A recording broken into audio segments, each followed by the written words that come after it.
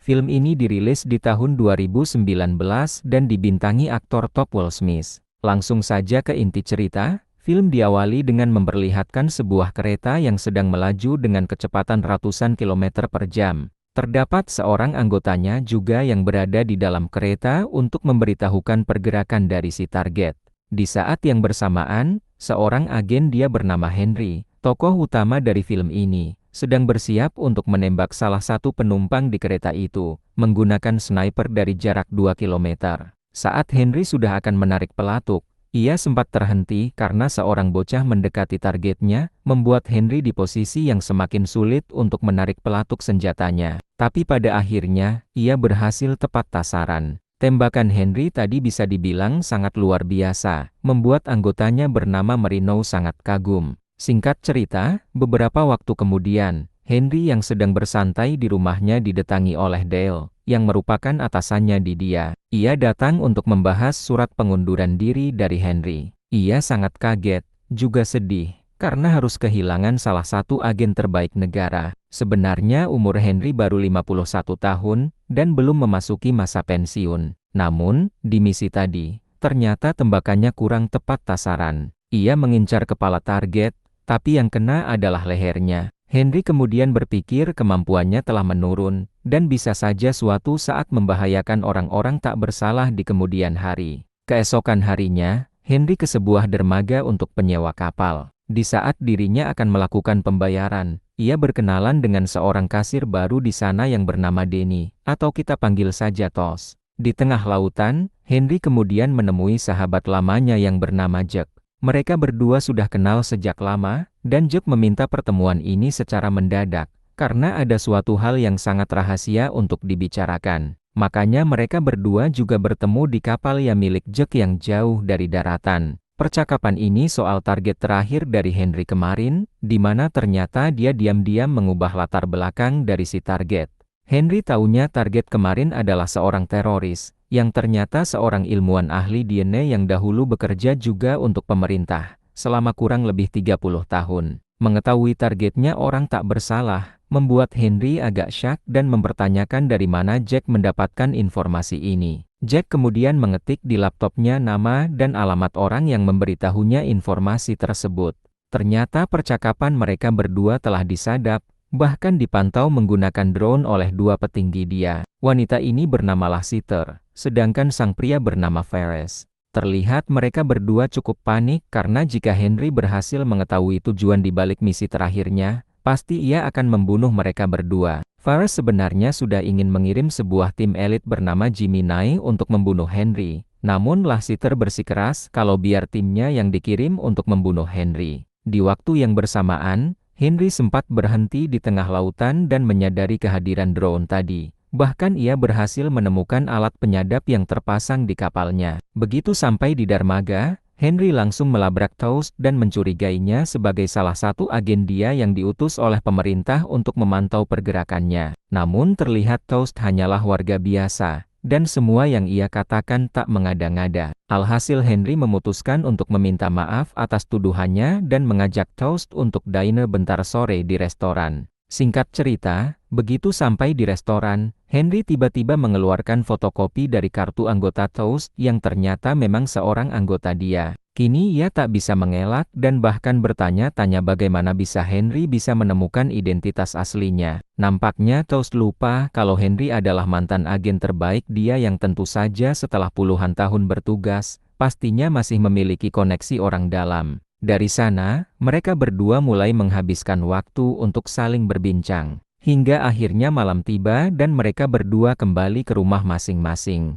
Namun malam itu, ternyata Lassiter sudah mulai mengirim pasukan khususnya untuk membunuh Henry. Untung saja, handphonenya langsung berdering menandakan ada orang tak dikenal yang memasuki wilayah pekarangannya. Ia pun langsung bersembunyi ke ruang khusus yang berada di bawah lantai kamarnya. Sembari itu, Henry mencoba menghubungi orang-orang kenalannya. Pertama, Jack yang ternyata telah dibunuh lebih dulu malam itu. Lalu ada Marino yang sempat mengangkat teleponnya namun ujung-ujungnya ia juga mati di tengah percakapan. Hasil, tak ada pilihan lain selain memberikan serangan balasan. Dengan sekejap, Henry berhasil membunuh 4 pasukan yang mencoba masuk ke rumahnya. Ia kemudian mendatangi rumah Toast yang saat itu sedang tertidur. Untuk memastikan, Toast tak terlibat dalam rencana pembunuhannya barusan. Jika ia tak terlibat dari pembunuhan tadi, artinya Toast juga akan menjadi target berikutnya sebagaimana Jack dan Marino. Akhirnya, dari sana mereka berdua pun ke dermaga untuk kabur menggunakan kapal. Namun, saat Toast akan mengambil kunci kapal, seorang asasin berusaha membunuhnya. Di scene ini, kita diperlihatkan kalau Toast ternyata seorang agen yang cukup tangguh.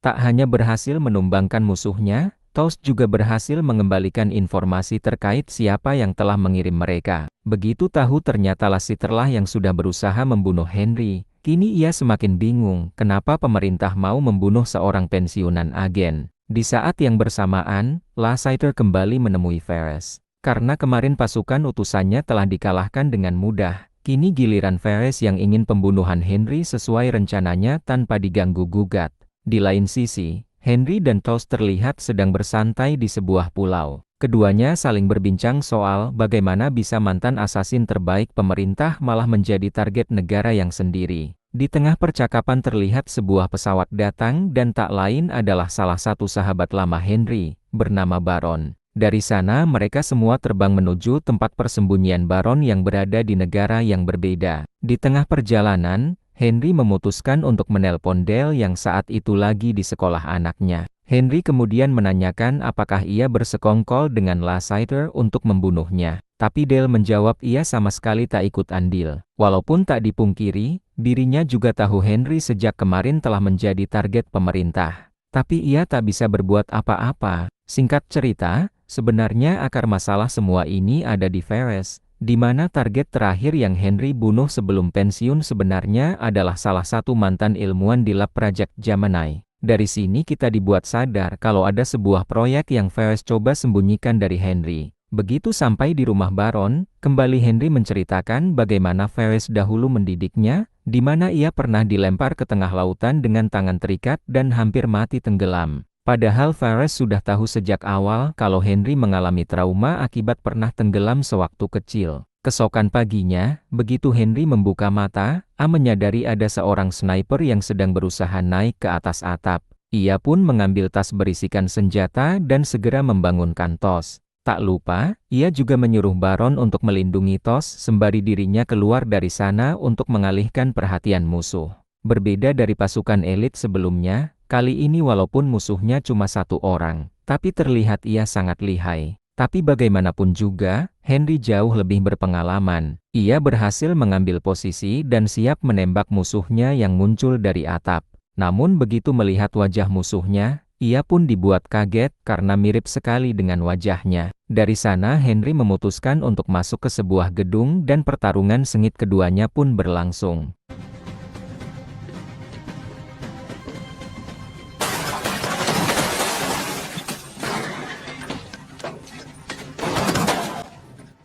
Berulang kali, Henry yang masih kebingungan mengatakan tak ingin menembak musuhnya kali ini dan lebih ingin berbincang. Namun pada akhirnya, ia tak memiliki pilihan lain. Dari sana Henry pun berusaha kabur, namun saat dirinya menuruni tangga, ia sempat terjatuh akibat menghindari tembakan. Tapi ternyata musuhnya berhasil mengejar dengan cara yang sama. Di tengah kejar-kejaran, Henry berusaha merusak motor lawannya. Walaupun akhirnya ia kembali kejar karena musuhnya berhasil mencuri motor polisi yang kebetulan ada di lokasi. Setelah berusaha menembak Henry berkali-kali namun meleset, musuhnya pun kehabisan peluru. Keduanya kemudian beradu skill dan pada akhirnya, Henry terjatuh akibat kalah duel. Tak mau menyenyakkan kesempatan, musuhnya berusaha membunuh Henry menggunakan sebuah motor. Untung saja di saat dirinya tengah terdesak, polisi tiba di lokasi, dan musuhnya memutuskan untuk kabur. Terlihat, Baron dan Toast juga berada di lokasi dan mereka berdua juga menyadari musuh Henry kali ini sangat lihai. Serta anehnya, memiliki wajah versi mudanya. Henry pun ditahan oleh kepolisian setempat.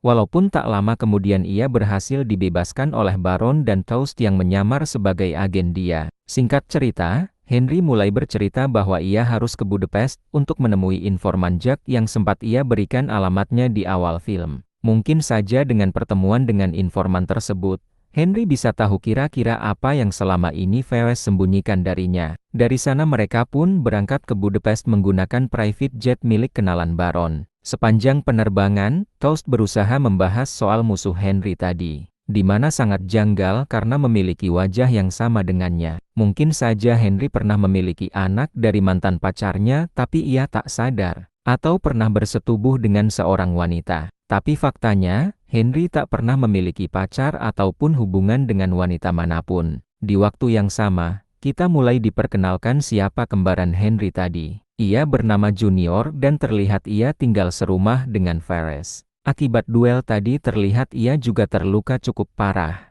Sewaktu Ferris membantu mengobati lukanya, Junior mulai bertanya-tanya siapakah targetnya tadi. Karena baru kali ini ia memiliki musuh yang begitu tangguh. Belum lagi seluruh gerakannya seakan-akan sama dengan musuhnya. Junior nampaknya belum memperhatikan baik wajah dari targetnya tadi. Sedangkan Ferris mengatakan bahwa Henry adalah orang yang sangat berbahaya dan kegelisahan yang ia sedang alami hanyalah rasa takut yang orang alami pada umumnya. Keesokan harinya, kita diperlihatkan markas dari pasukan Gemini, di mana tiap hari tim elite ini dilatih menggunakan sebuah simulasi yang sangat mirip dengan kejadian di dunia nyata, dan kemampuan mereka bisa dikatakan tak perlu direkukan lagi. Makanya pemerintah seringkali mengontrak Gemini untuk melawan teroris. Sedangkan Junior sendiri yang sedang menikmati ice cream, tiba-tiba didatangi oleh Ferris, yang kemudian diperintah untuk segera berangkat ke Budapest untuk melanjutkan misinya. Begitu tiba di Budapest,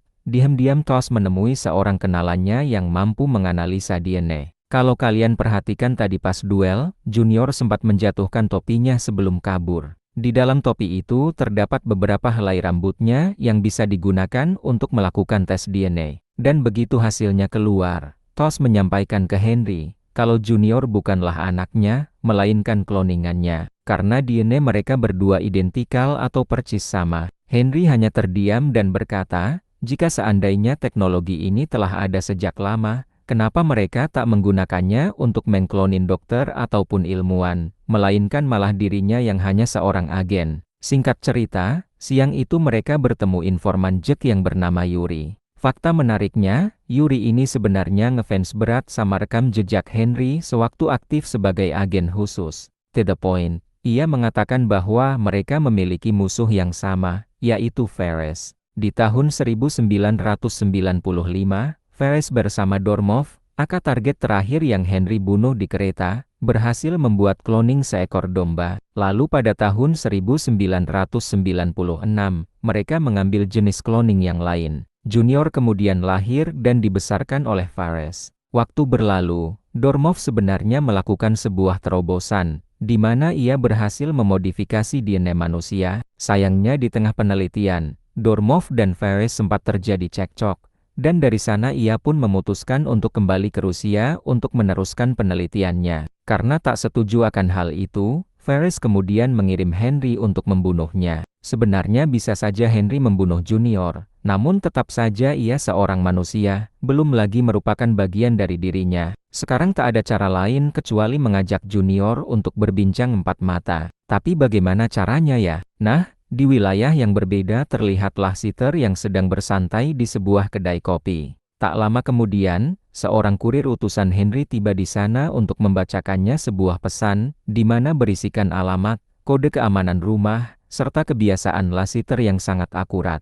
Bahkan Henry bisa tahu jenis kopi apa yang Lassiter sedang minum saat itu. Tujuan pesan ini sebagai bukti bahwa Henry bisa membunuhnya kapan saja. Selang beberapa detik, ia mendapat telepon dari Henry dan bilang saat ini ada 2 sniper yang mengekar jantungnya. Mereka akan langsung menembaknya jika Henry memberikan perintah. Dari sini, ia pun memegang kendali. Henry kemudian meminta 2 permintaan. Pertama, ia ingin Lassiter mengizinkan Toast kembali bekerja di dia. Ia harus bertanggung jawab dan membersihkan namanya, serta menghapusnya dari daftar target.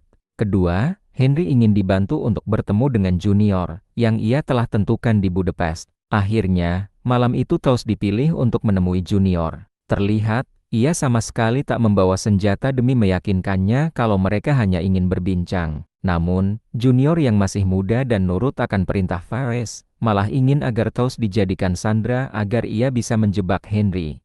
Ia pun sempat menggeledah seluruh tubuh Toast untuk memastikan dirinya tak memakai alat penyadap. Dari sana, Toast dipaksa menyetir ke sebuah lokasi. Sepanjang perjalanan, ia mencoba menanyai Junior terkait detail dirinya. Setelah melihat Junior secara langsung, tak dipungkiri kalau mereka berdua benar-benar memiliki DNA yang sama. Singkat cerita, begitu sampai di titik lokasi, Junior memasang berbagai perangkap. Setelah itu, ia mematikan jaringan listrik di sana. Sebelum dirinya disekap, Toast berusaha meyakinkan Junior kalau Henry tak bersalah. Semua yang dituduhkan kepadanya adalah tuduhan palsu. Karena terlalu banyak bicara, Toast malah dibungkam. Bagaimana Henry bisa mengetahui semua rencana ataupun situasi di lokasi? Ternyata, sejak awal, Toast memakai alat penyadap. Namun, ia letakkan di lokasi yang paling akurat untuk Junior geledah. Sebagai cloningannya Henry, ia tahu betul sifat bawaannya Junior. Singkat cerita, Henry dengan tegas mengatakan ia tak ingin membunuhnya. Ia hanya ingin berbincang, namun sekali lagi, Junior tetap berusaha menutup diri. Tapi, pemikirannya itu tak lama berubah setelah Henry berhasil menebak bagaimana ia dibesarkan oleh Ferris sejak kecil. Bagaimana ia dijanjikan hal yang sama dahulu sewaktu masih menjadi bawahannya. Tak sampai di sana, Henry juga menjelaskan dengan detail semua hal yang Junior takuti. Mulai dari hobi sampai perasaan bersalah yang ia rasakan karena menghabiskan hidup sebagai asesin pemerintah. Padahal hatinya menginginkan hal yang berbeda. Bagaimana Henry bisa mengetahui semua itu? Ya jelas karena mereka berdua sebenarnya orang yang sama. Kehabisan kata-kata, Junior yang gelisah malah memilih untuk berduel dengan Henry sekali lagi. Sebenarnya di sini, Toast bisa menembak Junior. Namun, Henry melarangnya sejak awal. Pada akhirnya, mereka berdua jatuh ke sebuah chamber yang berisikan air. Henry yang sudah berumur pun kalah stamina dan hampir mati tenggelam. Namun, Toast datang dan berhasil mengusir Junior dengan menembak salah satu lengannya. Singkat cerita, dari sana mereka kembali terbang menggunakan private jet ke Amerika. Tepatnya, menuju kota tempat Ferris berada. Sepanjang penerbangan, Henry cuma bisa mengasihani Junior yang selama ini dibesarkan dengan berbagai kebohongan. Dan di waktu yang sama, setelah percakapan dan pertarungan intens tadi, Junior mulai sadar kalau apa yang Henry katakan tadi merupakan sebuah fakta. Membuatnya gelisah dan langsung menemui Ferris yang selama ini mengaku sebagai ayahnya. Junior tak menyangka ialah seorang anak yang lahir dari sebuah lab penelitian. Dan kebenaran itu baru ia ketahui setelah 23 tahun. Membuatnya benar-benar marah. Namun, Ferris sendiri terlihat cukup acuh karena memang sejak awal ia hanya memandang Junior sebagai sebuah senjata ataupun eksperimen, dan bukan sebagai putranya.